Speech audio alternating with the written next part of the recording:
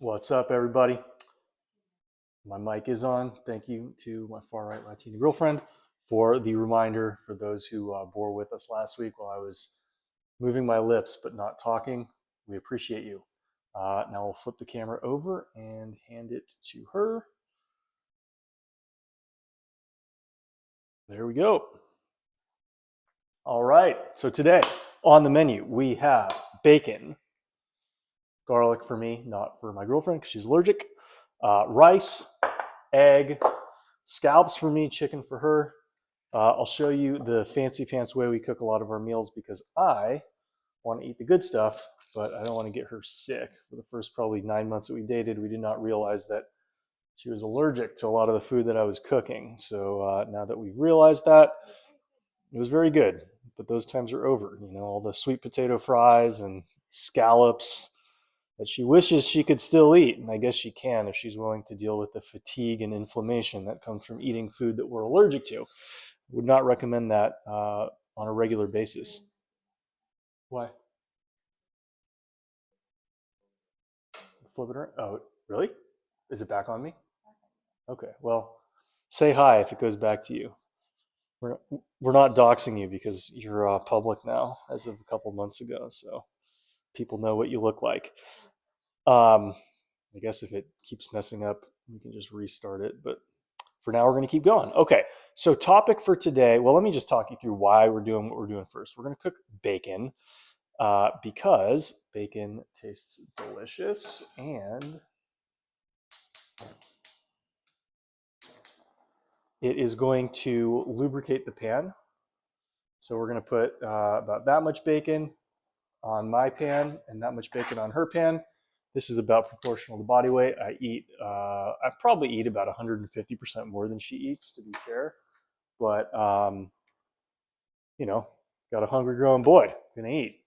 Okay, so while we're gonna do that, we will salt the scallops. That's a little bit heavier than we want, but it's okay. Okay, good. Got that there. And then we will turn this bad boy around. And we will salt the other side of the scallops. I'm sure pro chefs will tell you that there's a better way to do it. Maybe there is, but I'm not aware of that.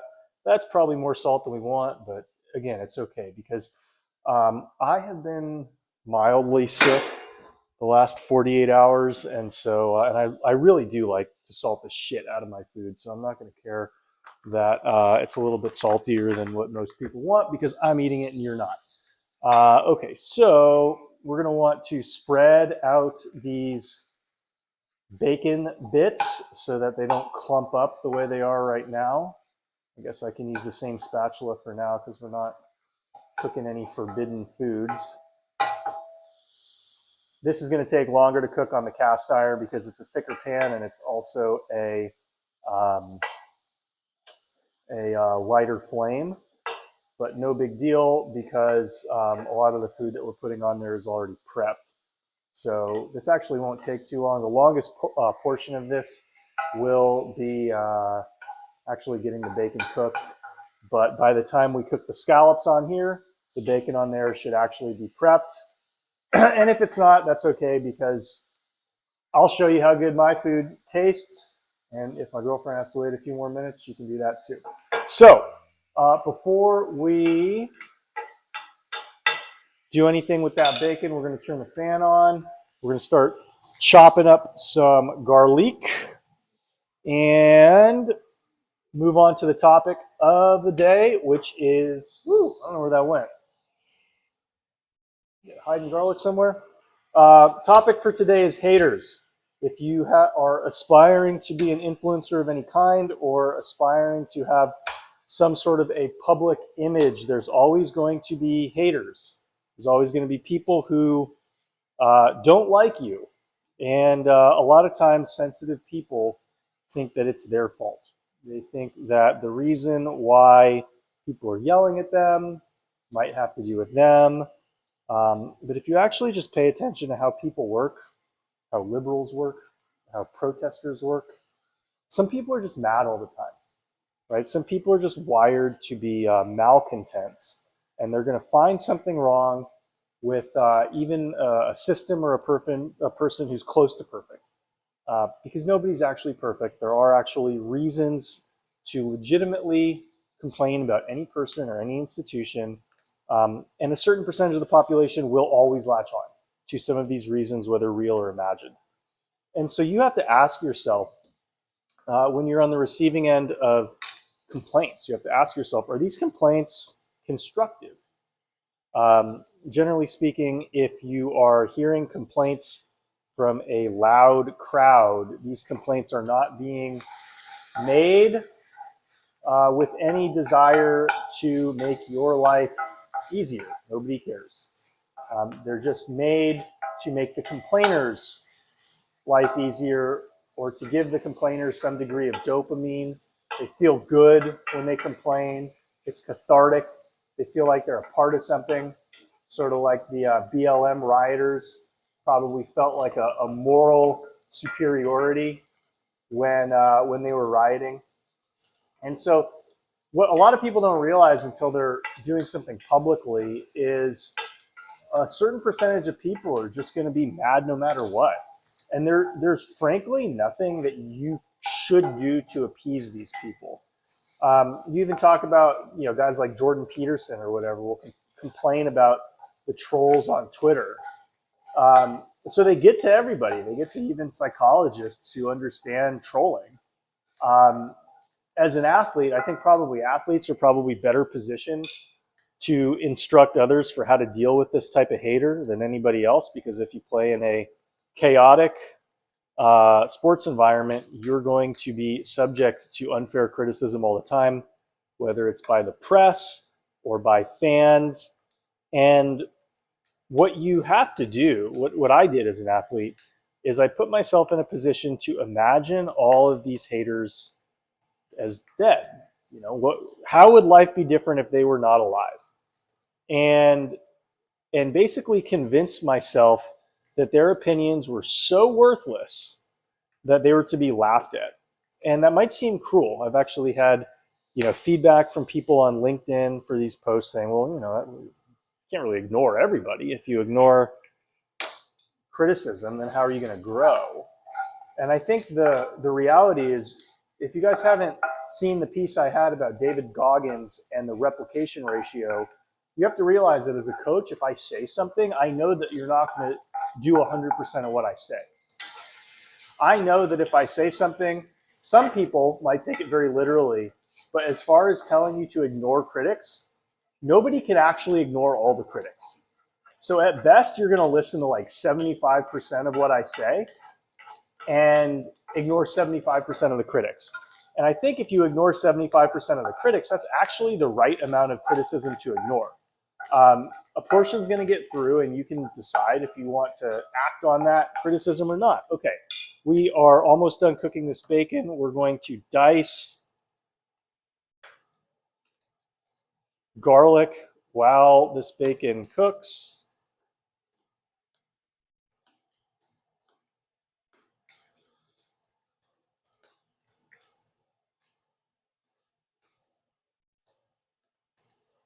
And if you guys got questions, post them in the chat. Okay, so this, almost done.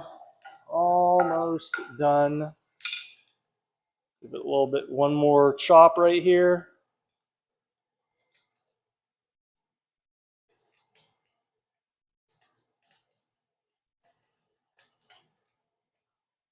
Dice that. Okay. All right. Now,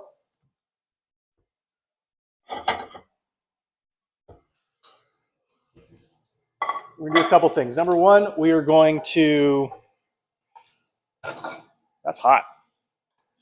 Got to get a glove for this. We're going to take this crispy bacon. We're going to put it on serving plate, actually. We're actually going to pour the bacon.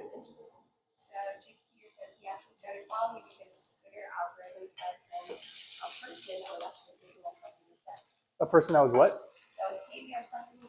Oh, great. And I'm sure that hater was a fat loser, wasn't he? Oh, the Twitter algorithm fed, I think Jake was the name of the commenter, my content based on the words of a most likely fat hater. I'm saying he's most likely fat because one thing that you'll notice among haters is they tend to not have that much going for them. Maybe they're not fat. There are some haters who are not fat, but usually people with a negative attitude towards life in general, they have a negative attitude for a reason. Life tends to be harder for them. Okay, so we're going to put a little bit of butter on here.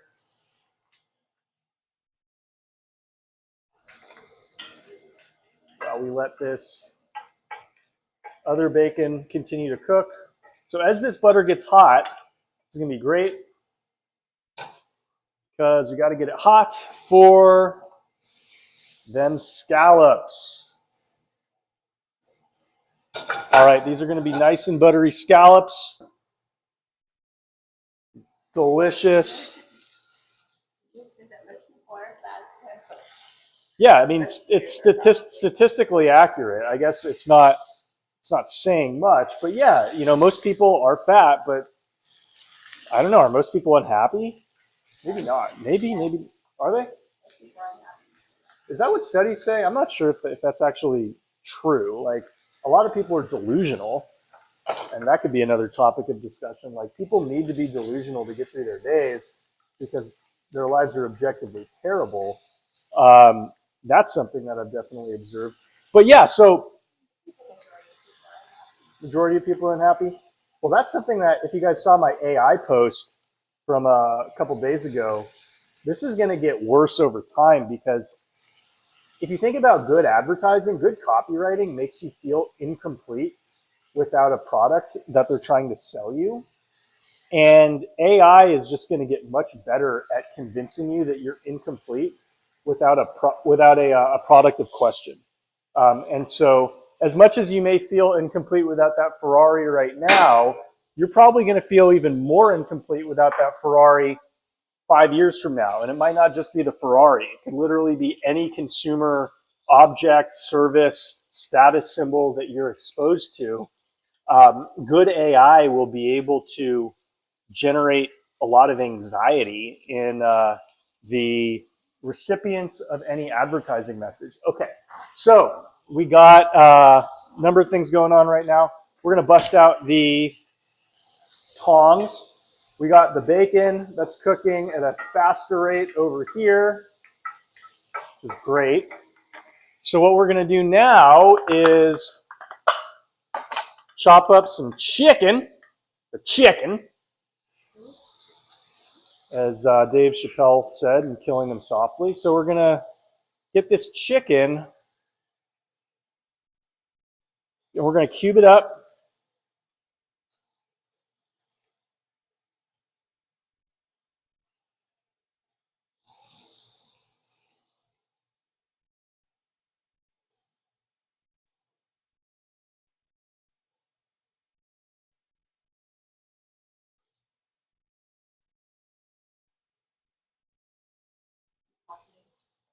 All right, so now we're going to throw the cubed chicken in to the bacon grease. And then while this cooks, what we're also going to do, you'll notice that's not scallops because we're cooking both fried chicken fried rice as well as scallop fried rice.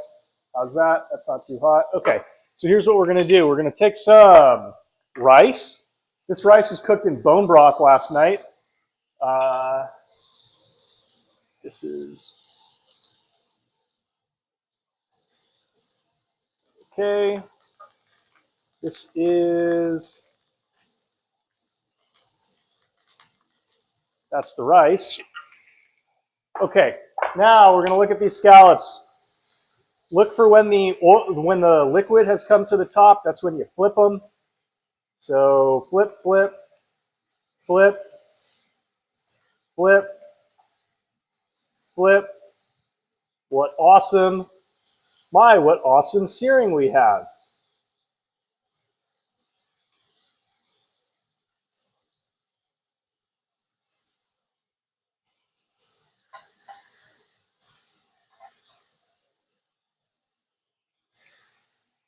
Wonderful. Okay, so now we're going to get this rice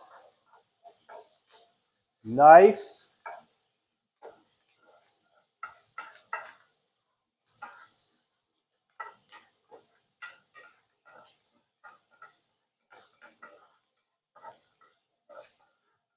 Now, generally, we don't want to put egg on a cast iron, but I'm going to put an egg yolk on it just because the rice is going to soak up all the remnants of the cooking debris, so it's actually going to make it really easy for us to clean. Okay, so these scallops, they're ready. Some of them are ready. The thinner ones are definitely ready. Want to keep them juicy. Don't get them overcooked. So we're going to take the thinner ones, put them off right here. I did cook one side longer than the other. That's okay. I noticed how, based on how crispy they were, you don't actually need to cook both sides the same. You just don't. So if you think about it mathematically, if both sides start at the same temperature, the non-exposed side to the pan will still get heat. And so it's still cooking while the other side's not cooking. I don't know. Maybe that doesn't make sense, but you just don't need to leave them on equally. So I'll continue to let these cook. One thing that I am going to do is I'm going to scrape up. These scallops are from Costco. They're fairly affordable. Forget the exact amount, but they definitely didn't break the bank. So we got that gunk off the pan. All right, what we're going to do now is we are going to put a little bit more butter on the pan, and then we're going to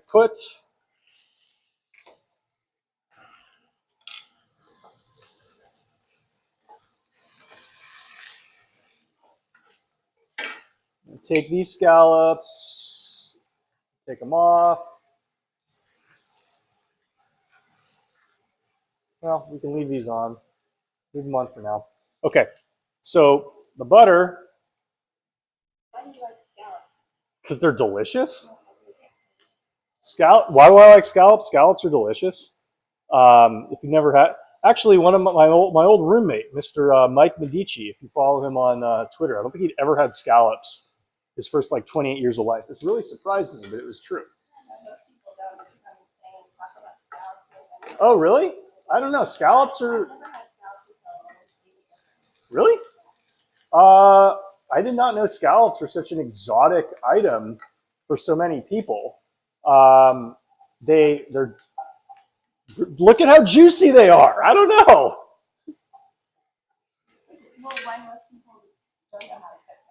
Yeah, so it is hard to make sure that they have the proper juiciness when you cook them. A lot of times people will overcook them. Perhaps sometimes people may undercook them as well. These are probably some of the best scallops that I have ever cooked. I'm really excited to. All right, so here we're gonna clean this gunk off the bottom of the pan. That's pretty easy to do. Okay.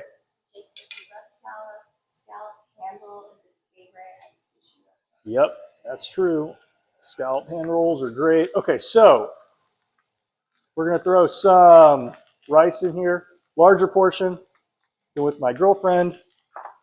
All right, so this is getting all nice and crispy, which I like. My girlfriend doesn't necessarily like, but that's what she's gonna get anyway, because that's how the timing worked out. Let me taste this. It's good. What can I say? Okay. So we want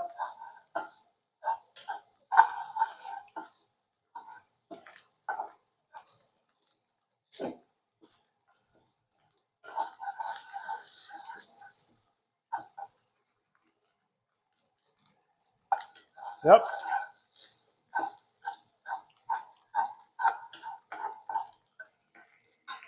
Okay, I'm gonna turn that cast iron pan off. That's gotten enough cooking. Okay, so what we're gonna do now, put the garlic on.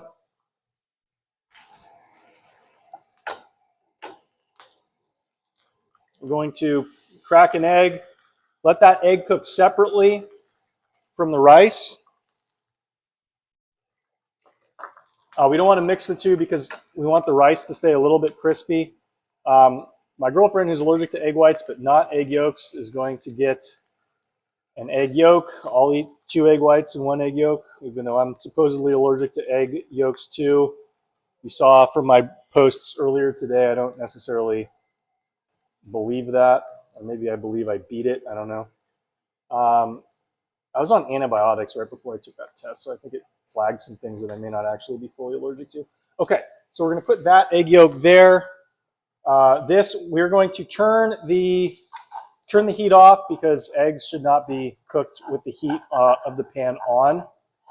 Okay, so now that this has been fully stirred, we're going to stir all of this stuff together.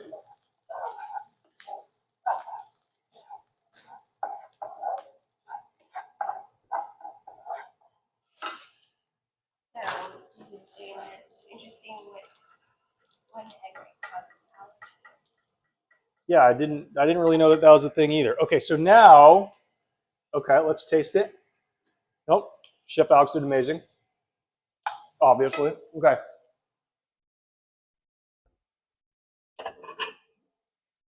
Now we will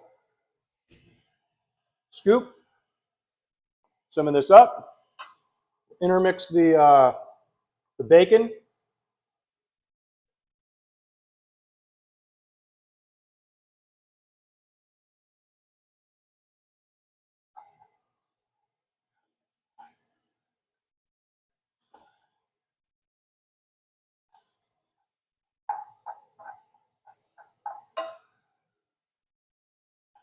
And then we'll throw some of those delicious scallops on top.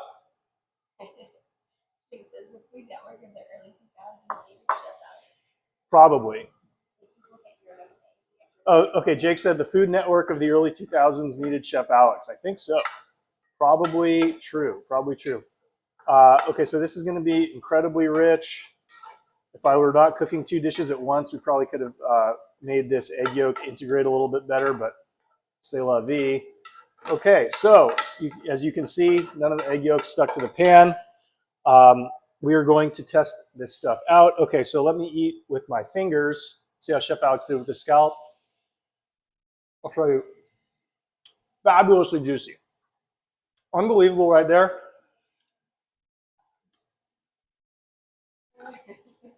Wow. Chef Alex didn't miss. Unbelievable. Thank you for tuning in to our live stream lunch every Wednesday and Friday, 2 o'clock Eastern. Set your reminders on your calendar. If you're not subscribed, subscribe to the YouTube channel, like everything you see, and you'll get more of it. Thank you very much. Have a good Friday. Have a good weekend. Peace out.